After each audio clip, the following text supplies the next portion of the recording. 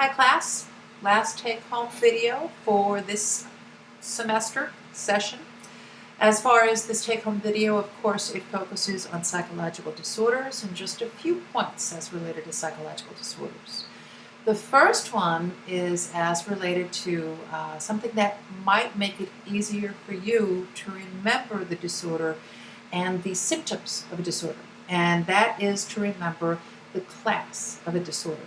So if you can remember, for instance, that obsessive-compulsive disorder is an anxiety disorder, that hypochondriasis is a somatoform disorder, okay, then it might be easier for you to remember the symptoms of each disorder. Okay, so that's one thing to keep in mind. Another thing to remember is that when we're talking about psychological disorders, something that often happens is comorbidity. And comorbidity talks about, or it involves the presence of more than one disorder.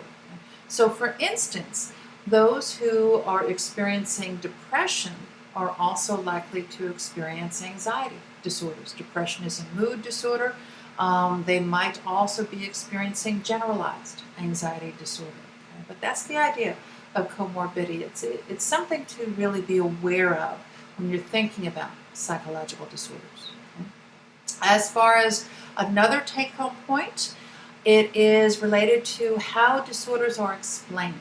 Okay? So when you talk about disorders, they are explained according to many different angles. Envision a physiological angle. Is there a genetic link for that disorder? Is there something going on with activity in the brain, presence or absence of certain neurotransmitters? Okay? So a physiological base. Another angle to take is what is going on in the person's life. Are they experiencing a great degree of stress at the current point in time? Okay? Somebody may carry a genetic predisposition for a disorder, but may not ever display it, or may not display it until life events bring out this disorder.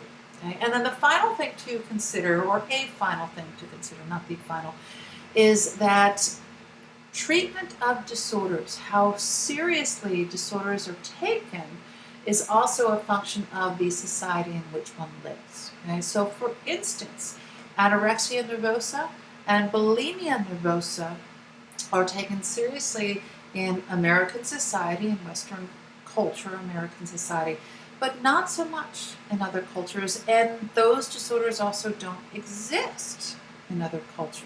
Okay? So that cultural angle is also something to consider when thinking about disorders. Okay?